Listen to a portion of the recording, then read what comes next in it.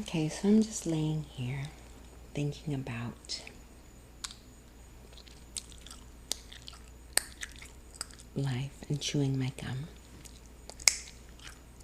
I love to snap my gum. I'm a pretty good gum snapper, especially on the one side. On the other side, I used to be able to snap my gum on both sides of my mouth, but now I had to get a crown on one side, and ever since I got that crown put in, I can't snap gum on that side anymore. It's nighttime. I'm just laying in bed. I can't sleep even though I'm super tired.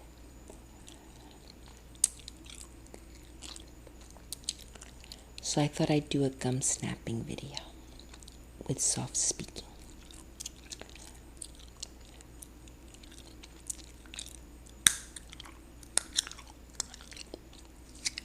That's on the side that I can snap. Now I'm going to move it to the side where I can't snap anymore. I miss it. But I had to get that crown. My teeth really needed it. And I probably need to get a crown on the other side too.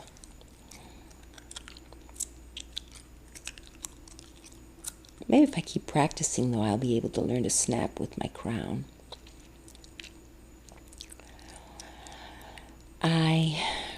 This is sugarless gum, by the way. But I have a lot of dental work because I am a candy fanatic. I'm just, for years and years, since I was young, I've just been crazy about candy and sweets, and oh, it's terrible.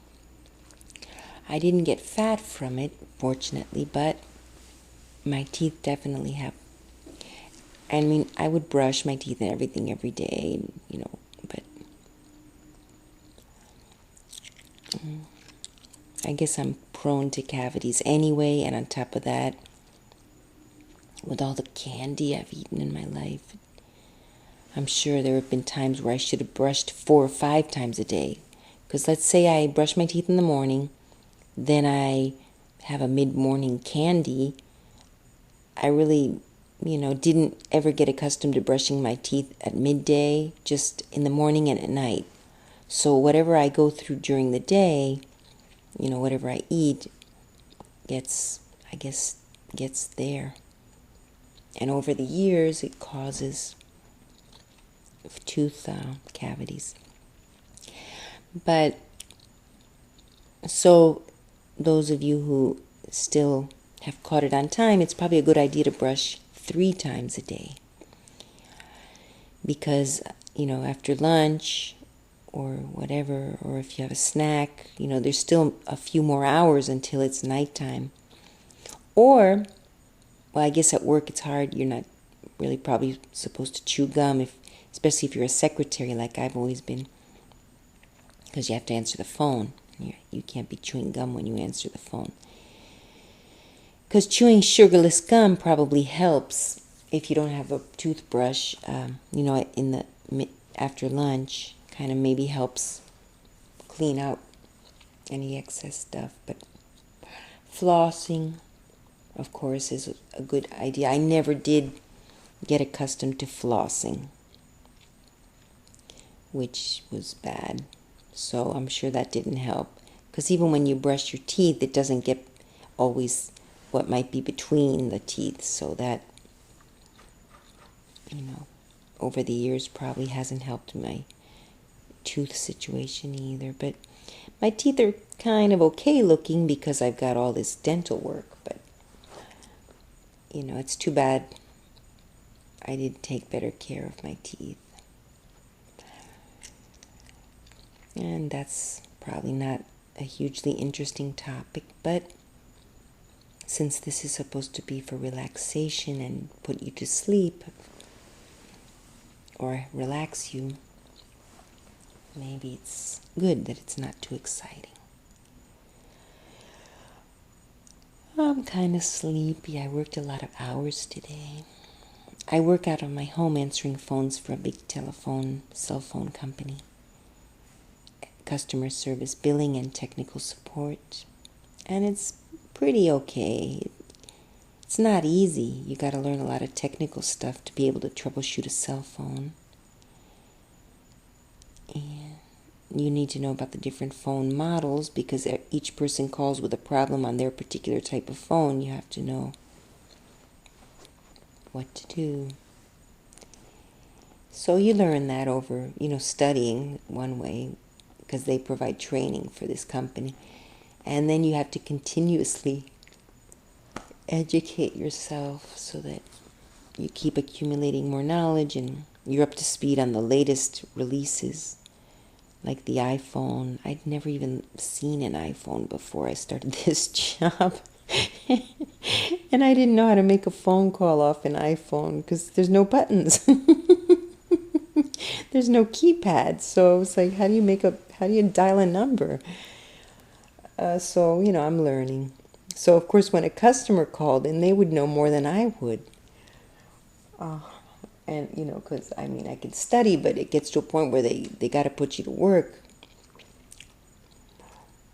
And then you kind of have to wing it. So the first week or two especially was really hard.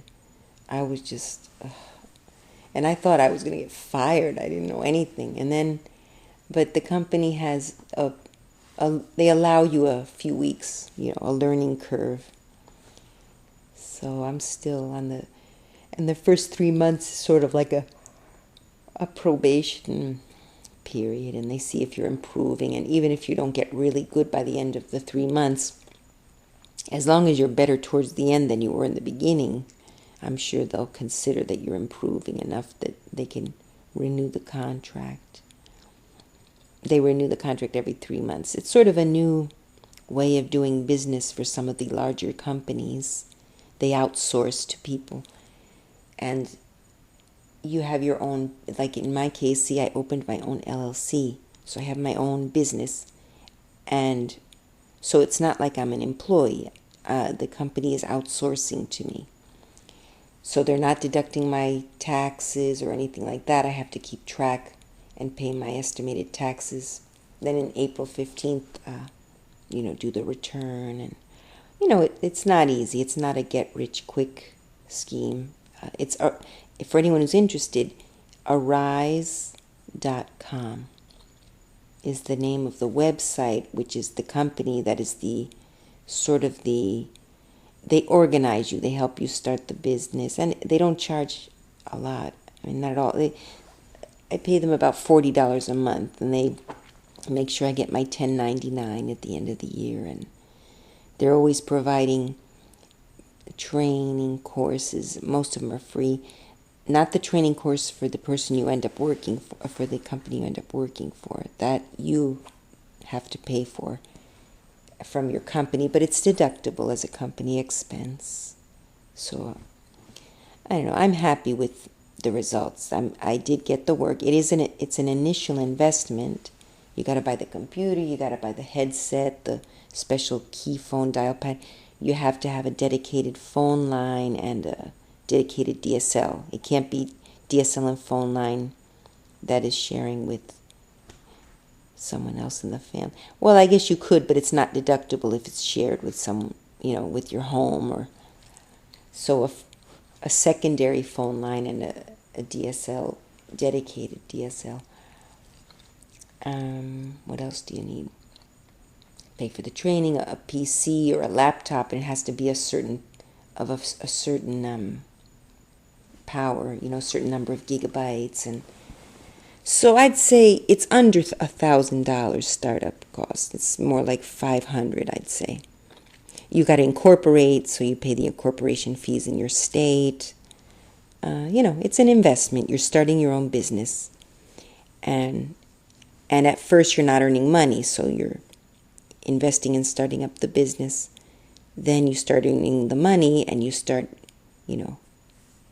seeing the results. But I started the company in January, my company, and I only started working in April. And that was pretty quick because I I picked up, you have to present yourself to the companies that they offer. Arise gives you the names of companies that are looking for call center workers or telephone operators. And it tells you what they offer, what skills they're looking for, what kind of work you'll be doing. I knew that I didn't want to do any kind of sales or telemarketing. I knew right off. I said, I'm going to hold out for something that doesn't involve sales. So luckily, this cell phone company came up. I think I'm not supposed to say. It's one of the big companies. You've heard of them. But I think I have what's it called, a privacy agreement or something that I signed that I'm not allowed to say which companies. But they're all well-known companies that are hiring you. There's one of those roadside assistance companies. They need people to answer the phone for people who are stuck on the road and need you to send a tow truck, for example. Or in the case of my company, it's a big cell phone provider company, so I help with billing and technical things. Then there's a big entertainment company where people go on vacation. So there's plenty of work, and they need people. They're short on people, so they need people. And you can start your own company, or you can work for someone else who owns their own LLC. Like, for example, if I wanted to, I could hire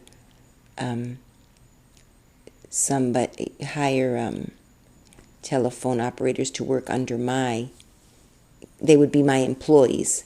So you can do it that way, and it's less of an upfront investment for you. Or you could start your own company and just be your own boss, which is nice. I like that. I set my own hours. You're obligated to work 20 hours a week for whatever company that you end up working for. You're required to commit to 20 hours per week. You can do more hours, but you can't do less hours. And you tell them which hours, you schedule the hours that you want to work. So, for example, I'm scheduling my hours all after 8 p.m. because I'm thinking about getting a day job. Like maybe I'll try to find an office job, which office jobs are usually, roughly 9 to 5 or 9 to 6, so that'll still give me time to get home, and, by 8 o'clock I could be on my other part-time job. And what else? So that's about it. Arise.com for anyone who's interested, who needs work, and it's good. You have to be disciplined. Again, it's not a get-rich-quick scheme. It's a real job. You've got to be responsible, follow the policies of whatever company you're working for. But in my case, I do enjoy it. I like working like this. All right. I think I'm only allowed a 15-minute video still until I get a better reputation on this channel. I have another channel. It's for sewing. I teach sewing and pattern making. I'll put the link down below. But the name of my channel is my other channel where I teach sewing, Fettuccine Tube. Fettuccine, like the spaghetti, tube. Fettuccine is the name of my little dog. So I named the channel after him. And all right. Well, thanks for listening, guys. And I'll try to put up another video soon where I'm on camera. Bye.